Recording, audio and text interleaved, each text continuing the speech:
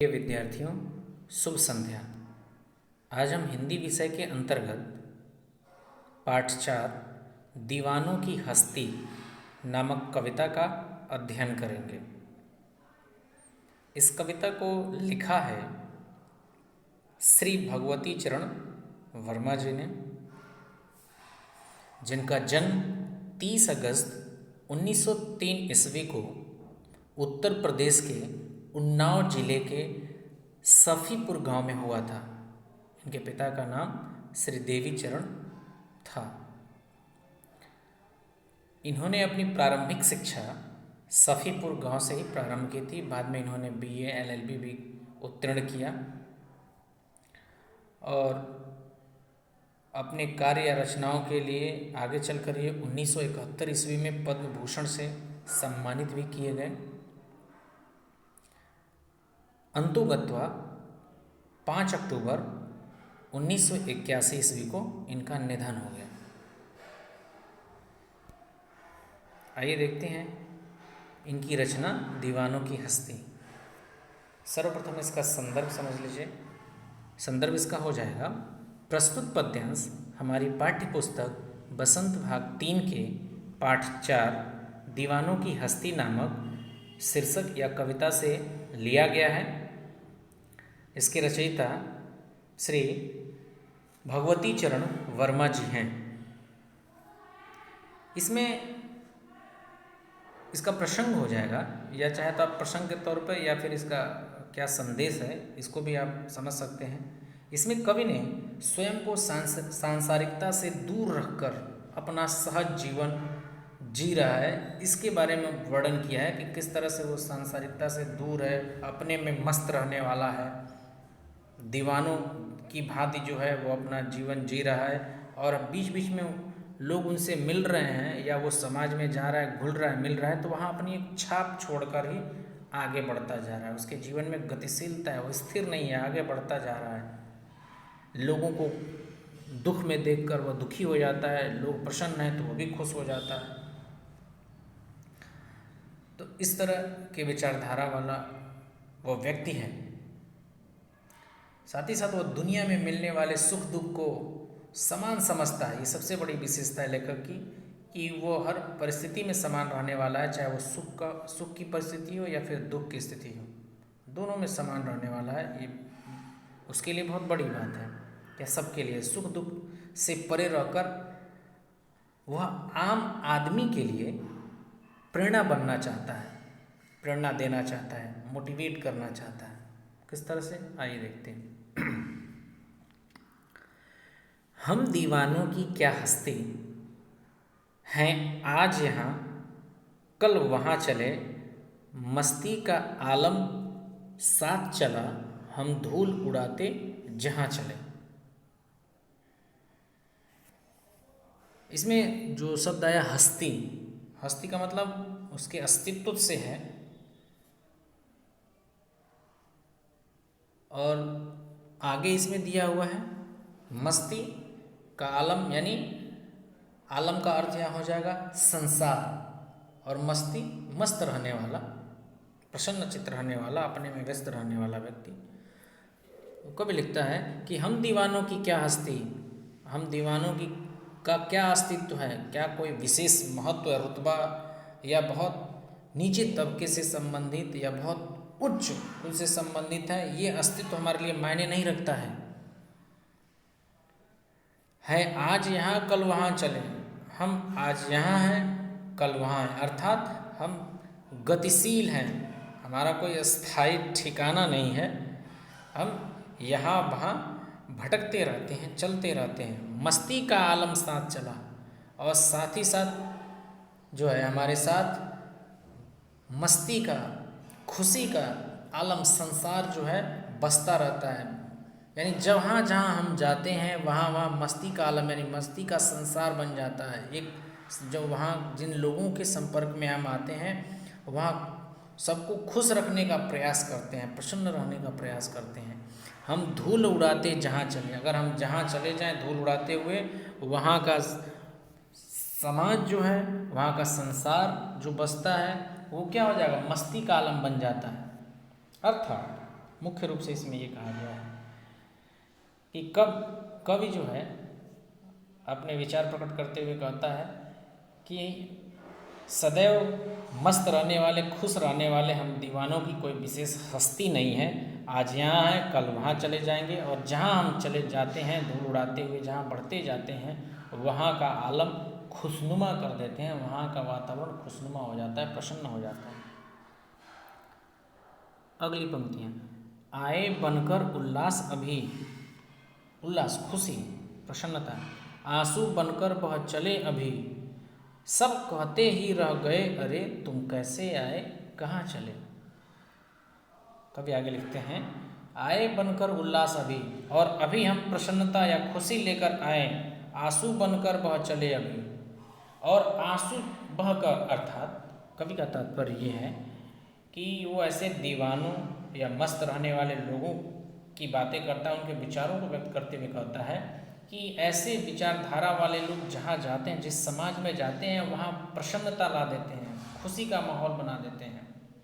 और जब वो चलते हैं वहाँ से, उन लोगों से, समाज के उन लोगों से विदा लेकर जब आगे चलते हैं, तो उनके आंखों में आंसू होता है, और लोग भी उनसे ये पूछते हैं, सब कहते ही रह गए अरे तुम कैसे आए कहाँ चले, तुम कैसे यहाँ आए, किस उद्देश्य से आए, अब कहाँ जा रहे हो। अर्थात वहाँ के लोगों का भी उनके प्रति लगाव हो जाता है उसके इस व्यवहार को देखकर।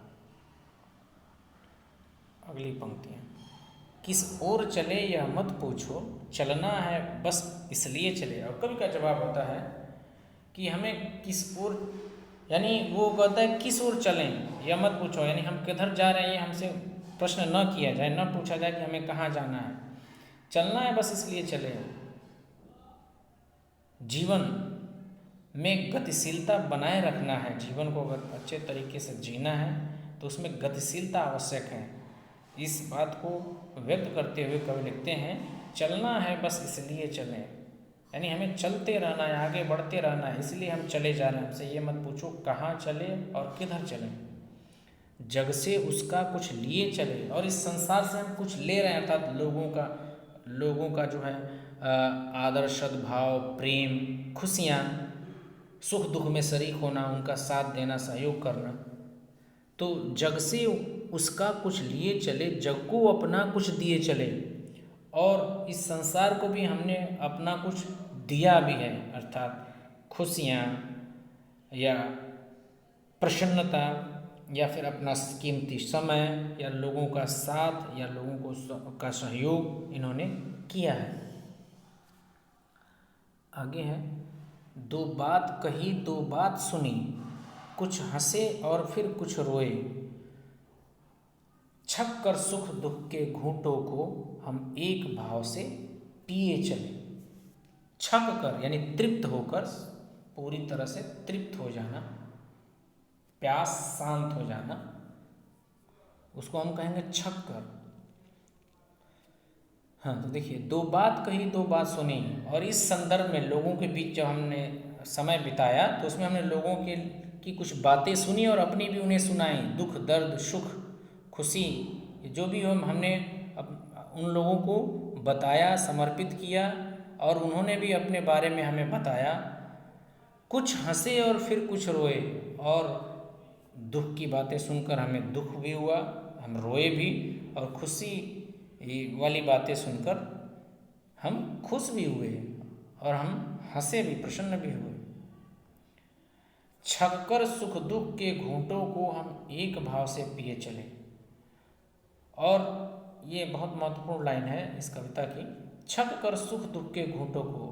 यहाँ कवि बताना चाहता है कि वो सुख और दुख दोनों परिस्थितियों में एक समान रहने वाला व्यक्ति है, और वही व्यक्ति प्रसन्न रह सकता है जो सुख दुख में एक समान हो। दुख आने पर बहुत दुखी ना हो जाए, और सुख के समय वो सुख के मारे या फिर इतना प्रसन्न न हो जाए कि उसके अंदर अहंकार घमंड की भावना आ जाए।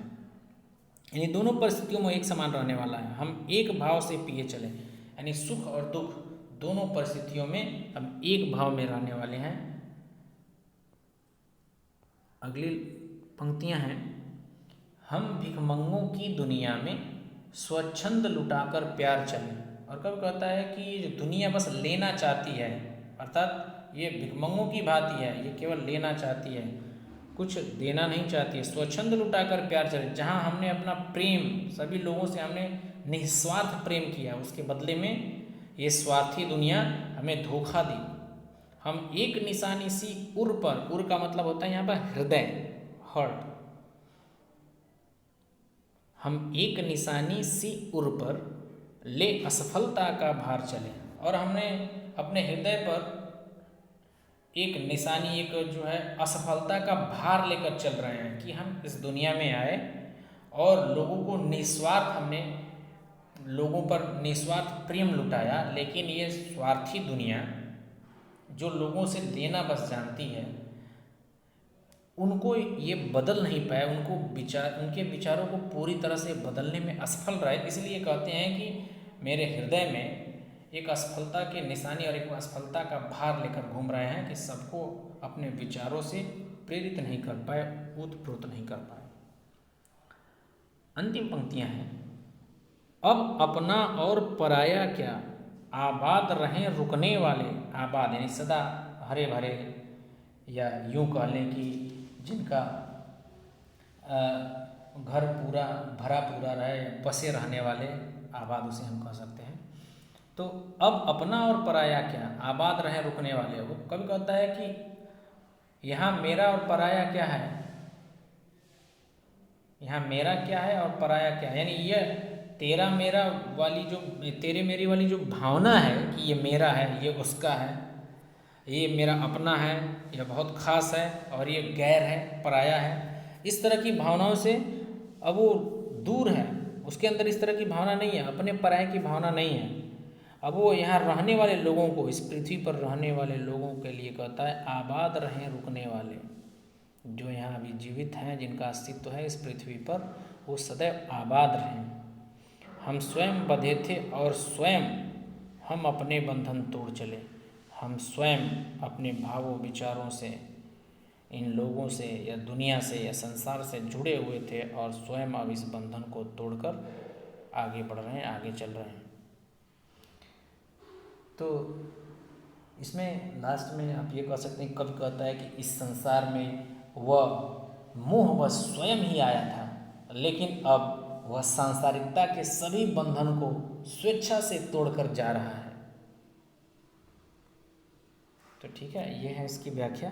आप इसे ध्यानपूर्वक सुनिएगा और समझिएगा। जो चीज़ नहीं समझ में आएगी आप जो है व्हाट्सएप के थ्रू या फिर डायरेक्ट कॉल करके आप पूछ सकते हैं। धन्यवाद।